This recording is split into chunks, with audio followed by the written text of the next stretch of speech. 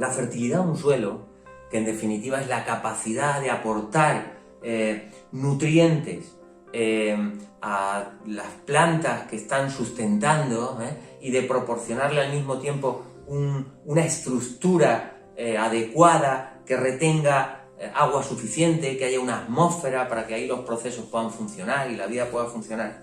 La fertilidad de un suelo, por lo tanto, está definida por los componentes orgánicos que tiene, ya sean bióticos o abióticos, y por otro lado, por los componentes inorgánicos, frutos de esa meteorización de la roca madre y que aportará pues los nutrientes, los macro, los micronutrientes del suelo para que realmente pueda funcionar como un suelo fértil, ¿de acuerdo? Todo en conjunción con su atmósfera y con su agua.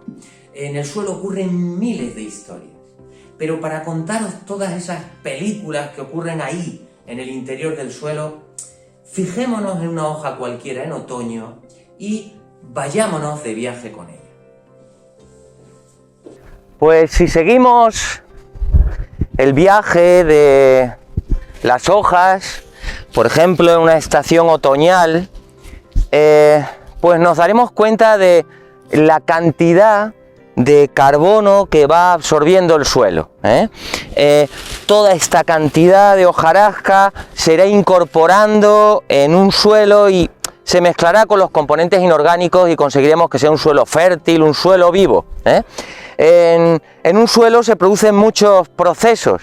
Por un lado, pues en el suelo se descomponen gran cantidad de residuos orgánicos y se incorporan a los distintos ciclos. Además, en el suelo transcurren pues todos los ciclos de los nutrientes. Es un reservorio también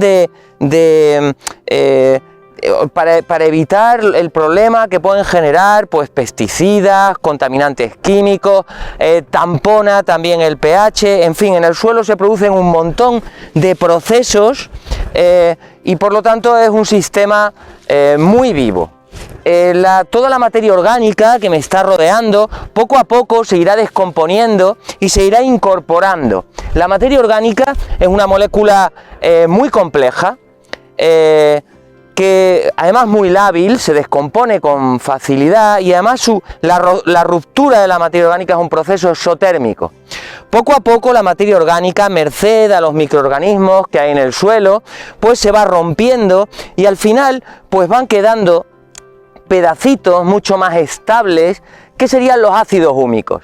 Al irse rompiendo la materia orgánica, los distintos nutrientes se desencadenan y aparecen de una manera más disponible y además progresivamente para que puedan tomarla las plantas para sus necesidades nutricionales, ¿de acuerdo? Por lo tanto, todos estos procesos acontecen en el suelo de modo y manera que al final pues dispondremos de un suelo con materia orgánica bien estructurado y todos los nutrientes que realmente precisa para ser un suelo fértil, macronutrientes, micronutrientes aportados tanto por la materia orgánica como por todos los componentes inorgánicos, procesos derivados de los procesos de meteorización, como pueda ser el fósforo, o sea el potasio, el fósforo o el nitrógeno.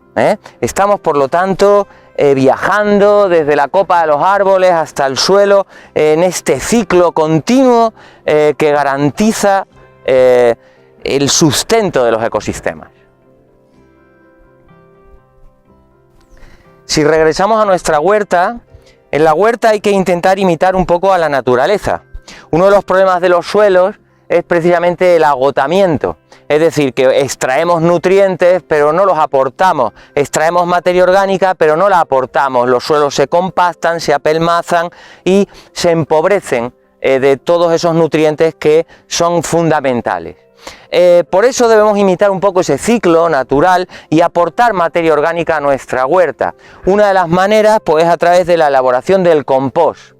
El proceso de compostaje no es más que la transformación anaeróbica de la materia orgánica en condiciones controladas. Se descompone, en este caso, pues el estiércol animal y se obtiene un abono que podemos aportar una vez estabilizado, a nuestra huerta. Será un aporte de nutrientes al mismo que es un aporte de materia orgánica que mejora la estructura de nuestra huerta. Por eso, ante la coyuntura de utilizar abonos orgánicos o abonos inorgánicos, evidentemente los abonos orgánicos siempre deben ser una opción mejor, ya que aportan nutrientes, mejoran la estructura del suelo y además no provocan la contaminación del entorno natural, de los acuíferos. Y antes de abandonar la huerta, pues tal vez sería conveniente entender el por qué realmente hacen falta nutrientes para las plantas. Las plantas realmente de dónde sacan el carbono que van a utilizar para formar sus tejidos. Vosotros sabéis que las plantas son organismos fotosintéticos, son organismos autótrofos, pero a veces no entendemos muy bien qué significa eso, porque desde pequeñito nos lanzan el concepto de que el suelo es la comida de las plantas, y tal vez eso está equivocado. Si nosotros planteamos un pequeño problema, que podría resumirse de la siguiente manera: tenemos un tiesto en el cual hay 250 gramos de suelo y una planta que pesa 10 gramos, así la simbolizamos. A partir de ahora lo único que vamos a hacer con nuestra planta es vamos a ir regando a lo largo del tiempo. Va pasando el tiempo y evidentemente esta planta va creciendo y tendremos, al cabo del tiempo, en 30 días, pues tendremos 249 gramos de suelo, es decir, el suelo ha disminuido un poquito y la planta ha crecido un montón. Ahora el peso de la planta son 100 gramos. La pregunta que nos podríamos hacer es: todo este peso de la planta, esta diferencia entre esos 10 gramos y esos 100 gramos que tenemos ahí, todo ese carbono, ¿de dónde lo ha sacado la planta? Si planteamos tres opciones, que lo ha sacado del agua de riego, que lo ha sacado del suelo, que lo ha sacado del aire, cuando esta pregunta la haces, por lo general la mayoría de la gente dice que lo ha sacado del suelo, cuando realmente de donde está sacando ese carbón la planta es del aire, merced a la fotosíntesis, está capturando ese CO2 que hay en el aire y a partir de ese material inorgánico constituye, crea sus propios materiales orgánicos. Esa es la magia de la fotosíntesis. Realmente del suelo lo que va a necesitar son los nutrientes, igual que nosotros necesitamos pues minerales, necesitamos vitaminas, pero nos alimentamos del filete. El filete, una planta, merced a la fotosíntesis, lo saca del aire. Tener en cuenta que el suelo y todas las vegetación que vive sobre el suelo está siendo capaz de capturar el 20% del CO2 que hay en el aire.